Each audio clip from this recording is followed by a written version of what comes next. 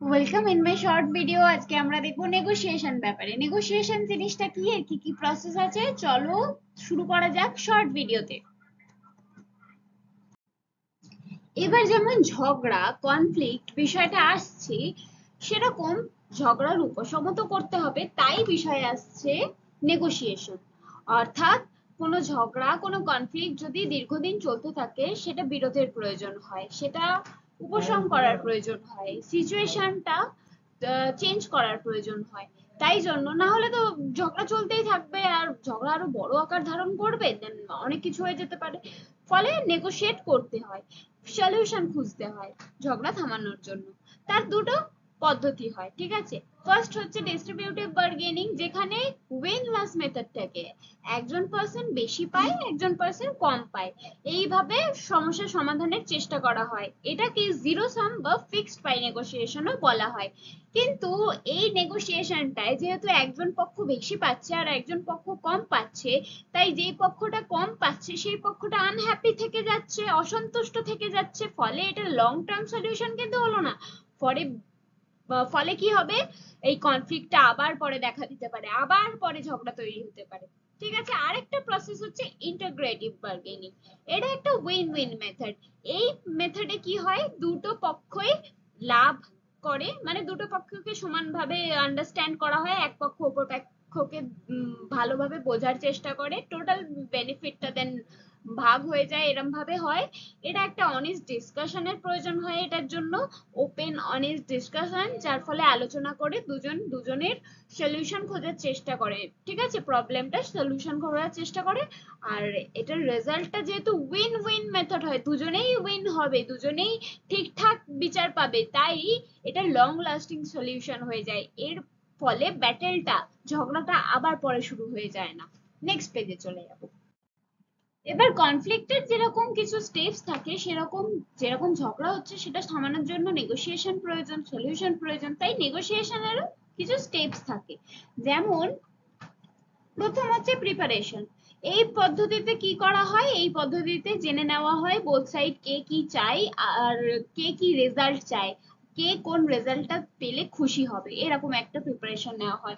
Next স্টেপে কি হবে, গ্রাউন্ড রুলস, অর্থাৎ এইখানে রুলস ডিসাইড করে নেওয়া হয় যে এই যে মিটিংটা হবে নেগোসিয়েশনের, এখানে কে কথা বলবে, মিটিং এ কে কোথায়, কে কে থাকবে, আর কোথায় মিটিংটা হেল্ড করা হবে, কি টপিকসে কথা বলা এখানে অ্যালাউ, এইগুলো রুলস ঠিক করে নেওয়া হয়। নেক্সট স্টেপে চলে যায় ডিসকাশন, যেখানে বোথ পার্টিস নিজেদের প্রবলেম ডিসকাস করে, যে কে কি চায়, কার কি নিডস, সেটা ডিসকাস করে, ঠিক আছে।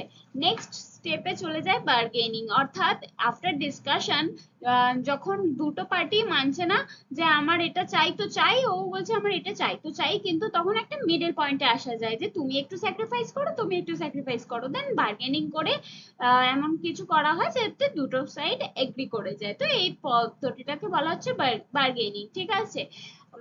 দেন নেক্সট স্টেপ থাকে প্রবলেম সলভিং, অর্থাৎ এই স্টেপে কি হয়, একটা ডিল ফাইনালাইজ করা হয়, যখন ওরা বার্গেনিং এ মেনে যায়, এগ্রি করে যায়, তখন ডিলটা ফাইনালাইজ হয়ে যায়, মিটিং এন্ড হয় পোলাইটলি। আর যদি প্রবলেম সলভ নাও করা হয়, কোনো প্রবলেমের সলিউশন বেরিয়ে নাও আসে, তবুও মিটিংটা পোলাইটলি এন্ড করা হয়, যাতে পরে আবার মিটিং এ বসা যায়, এমন ভাবে এন্ড করা হয়।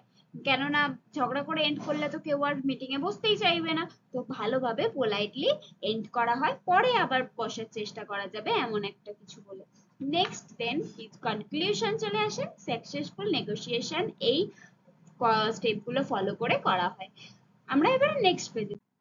এবার কিছু কিছু সমালোচনায় দুটো ব্যক্তি যাদের মধ্যে কিনা বিরোধ হচ্ছে, ঝগড়া হচ্ছে, তারা দুজনে সলভ করতে পারে না, তখন একটা তৃতীয় ব্যক্তিকে অংশগ্রহণ করতে হয় সলভ করার জন্য। তার মধ্যে থেকে প্রথম হতে পারে কনসিলিয়েটর। কনসিলিয়েটর কাকে বলছে, যে তিনি শুধু একটা ব্রিজের কাজ করছে, যে দুজন ব্যক্তিকে কথা বলার সুযোগ করে দিতে পারছে, সুযোগ করে দিচ্ছে যাতে তারা নিজেদের প্রবলেম সলভ করে নিতে পারে। তার কিন্তু আর কোনো ভূমিকা নেই, শুধু তাদের দুজনকে কানেক্ট করে দিচ্ছে, কথা বলার সুযোগ করে দিচ্ছে, কনসিলিয়েটর।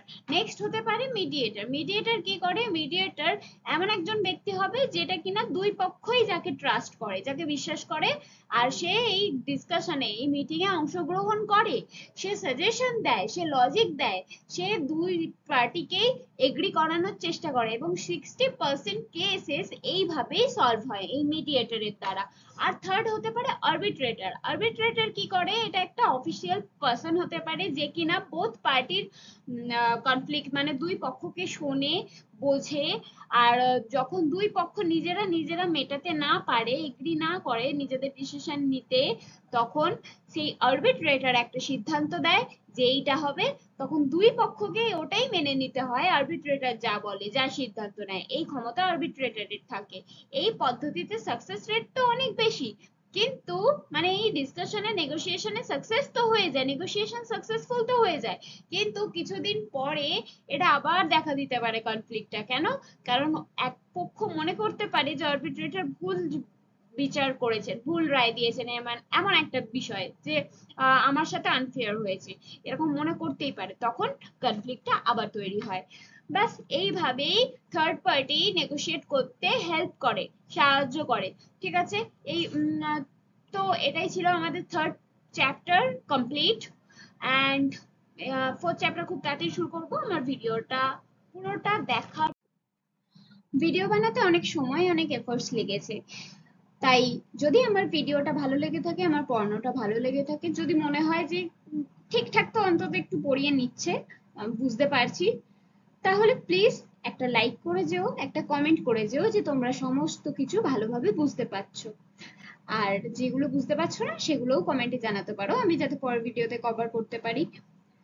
আর অবশ্যই নিজের বন্ধুদের মধ্যে শেয়ার করে দিও, সাবস্ক্রাইব করে রেখো, বেল আইকন বাজিয়ে রেখো, যাতে নতুন ভিডিও আসলে পেয়ে যাও। আমি ভিডিও শুরুতে এই কথাগুলো বলি না, যাতে তোমাদের সময়টা বাঁচে, আগে কেমন ভিডিও বানাচ্ছি সেটা দেখে নাও, তারপরে অ্যাকশন নিতে পারো, তাই জন্য।